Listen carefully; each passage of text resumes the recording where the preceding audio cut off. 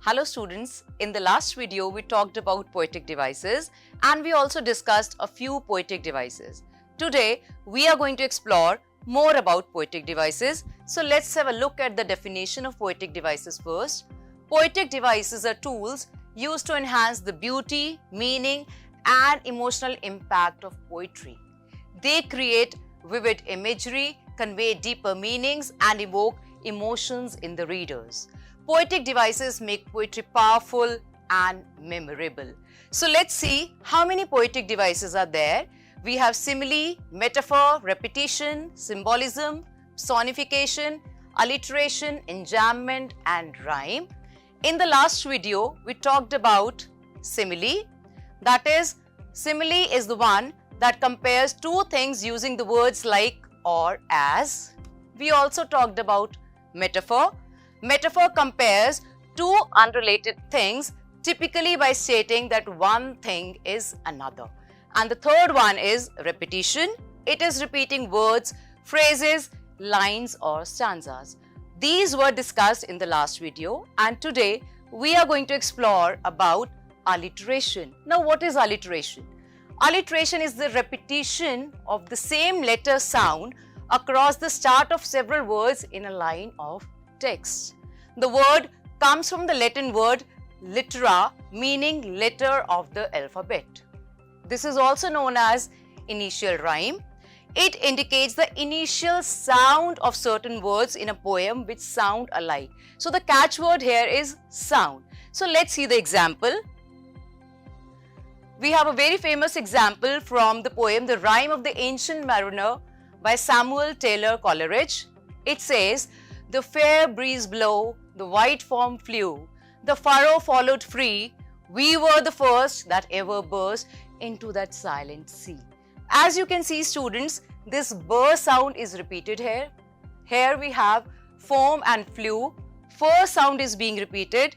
In the second sentence we have furrow followed free, F sound is being repeated in the nearby words. And in the last line we have sir sound repeated in the words silent and sea. So this is a perfect example of alliteration. Now let's see ahead. One thing very important to note here, it doesn't matter whether these words start with the same letter or not, they must simply sound alike. So what does that mean? It means you can see in this example, the shining sun over the shore shamelessly leaves no shade for the people. You would say it's S, S, S. So all these words are examples of alliteration. But no students, there is a difference. So what is the difference? In this example, we have words like shining, shore, shamelessly and shade. These are examples of alliteration because they begin with the same sound. Whereas the word sun doesn't start with the sound sh, so this is not an example of alliteration. So we have to focus on the sound and not on the letter of the alphabet. Now let's see, why do poets use alliteration? You can see a very simple example on the screen. It says, "The vibrant kite darted recklessly through the sky." Now if I add certain alliterative words, it will leave a greater impact. Let's see. "The colorful kite carved carelessly through the clouds." What have I done students? I have replaced the word vibrant with colorful.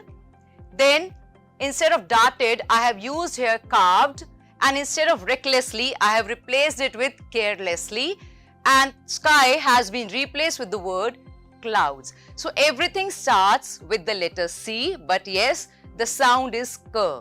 So here, K sound is repeated, that creates flow, melody, rhythm and imagery in the minds of the reader. So this is the impact of using alliteration. Now let's see, we find examples of alliteration in our daily life. How? News headlines, TV show titles, advertising slogans and business names have alliteration in them. Then brands like Coca-Cola, Dunkin' Donuts are just a few catchy alliteration examples. Interestingly, tongue twisters are examples of alliteration. All of us know this famous example. Peter Piper picked a peck of pickled peppers.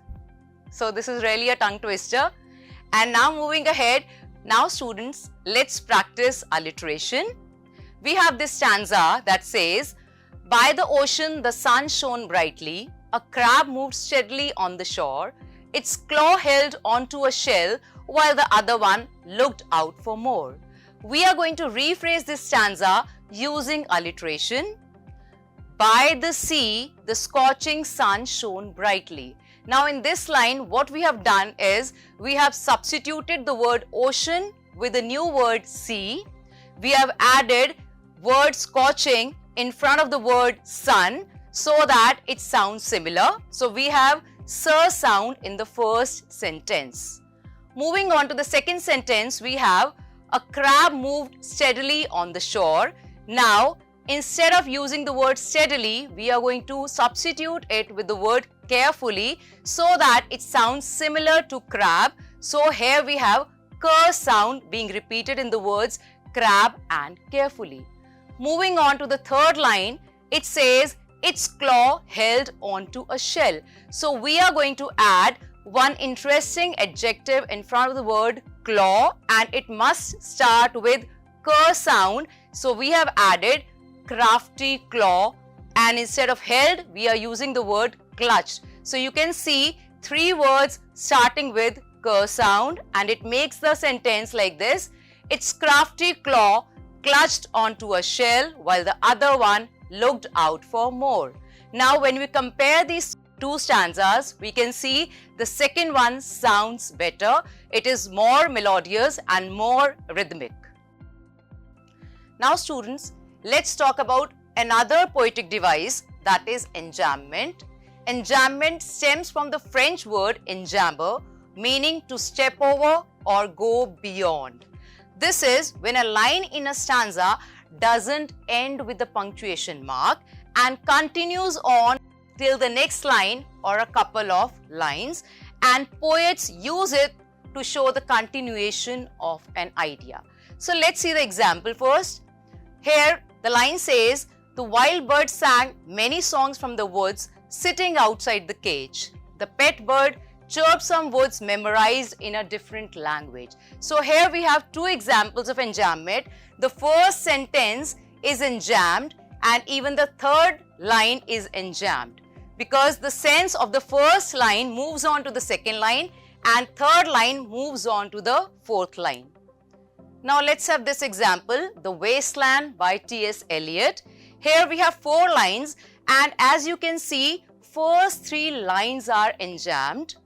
April is the cruelest month, breeding lilacs out of the dead land, mixing memory and desire, stirring dull roots with spring rain. As you can see, there is no punctuation in the first 3 lines, and these 3 lines are enjambed and the last line is end stopped. So this is an example of enjambment. And let's have a look at the task now. Today we have done 2 poetic devices, alliteration and enjambment. You have to read these 2 stanzas and you have to identify the poetic devices, whether it is enjambment or alliteration. I'm sure students, you would be able to attempt this simple question, and I hope you enjoyed this video. So we'll meet again with some more poetic devices so that we enjoy reading poetry more. Thank you. Happy learning.